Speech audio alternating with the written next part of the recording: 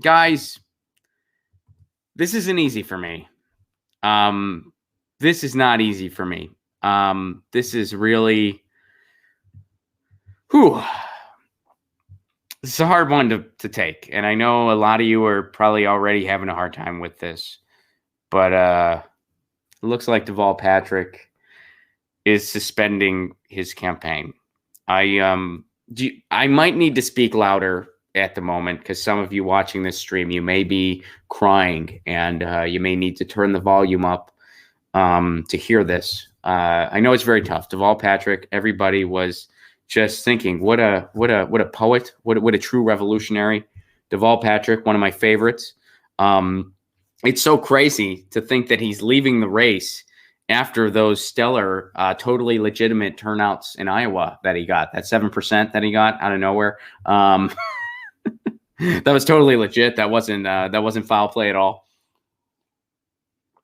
But guys, it's true. Deval Patrick suspending his campaign. This is breaking news. Breaking news this morning. Let's check it out. CBS is talking about it. Getting a bit of news in, and I want to let our viewers know, I'm going to pull up this email to make sure I get this correct. So I'm being told that it is now reportable. Victoria, I'm going to ask you, former Massachusetts Governor Deval Patrick is expected to suspend his campaign Wednesday. This is according to a source familiar with the announcement, confirming this to CBS News. The announcement will likely be made in an email to supporters. So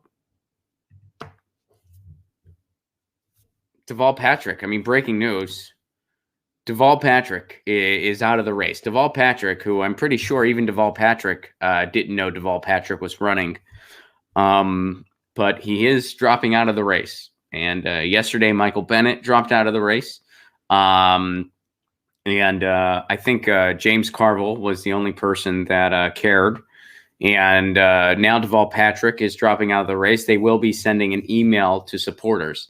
Putting this out there, if you are one of the 10 people who is going to receive that email and you're somehow watching this stream, I know the numbers aren't in our favor, but please forward it to me because I'd be curious to read this email. Wouldn't you be curious to read Deval Patrick, his non-existent campaign?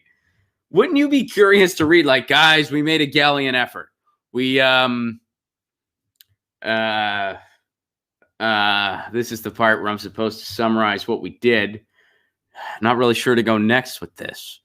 But anyway, I mean, I'm going to go get tacos. And thanks for being part of this. Like, what Deval? If you are somehow one of the 10 people on the planet, you know what? Let's be honest here. If you are one of Deval Patrick's family members, which means you're one of the people who's going to get his email to supporters, please let me know what it says. I'm so curious. What does it say? Guys, we made a big effort. We did nothing. We made a big effort doing nothing, pretty much running no campaign. Nobody even knows who I am. I mean, nobody knows anything about that dude. Anyway, he's suspending his campaign. That's breaking. And Andrew Yang dropped out yesterday, which, you know what? I tweeted about Andrew Yang. And I'll say this, I'll just kind of reiterate what I said on Twitter. I definitely have my disagreements with Andrew Yang. I disagree with a lot of his policy ideas.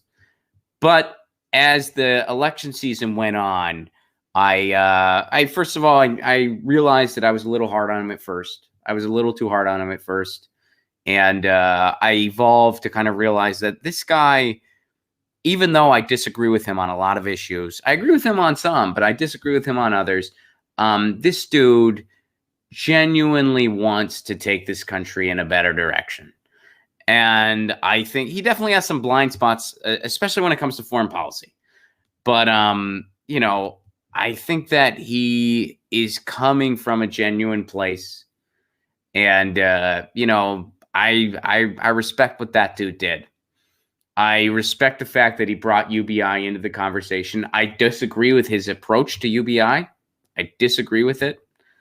But I do think that he brought some important perspectives to the conversation. And just for the record, so I actually think that Andrew Yang spent too much time focusing on like bringing up UBI. I think in the debates, he brought it up too much. He brought it up to the point where it almost became a parody of itself. I mean, I poked fun at it on Twitter, and I think everyone else did too. I think had he done it a little less, dialed back the UBI talk a little less, and talked about a lot of his other issues. And on this show, you guys might have remembered it, I brought up the fact that he was the only candidate that I ever saw. Bernie's kind of has something similar, but Andrew Yang was the only one that actually called for a straight up journalism fund in the United States, which I thought was really freaking cool. And I agree with him. I thought it was an excellent idea. And his points for it was a very good idea. And if you go to his website, he has the most extensive policy page, probably second only to like him and Bernie. I mean, I just dropped a pen.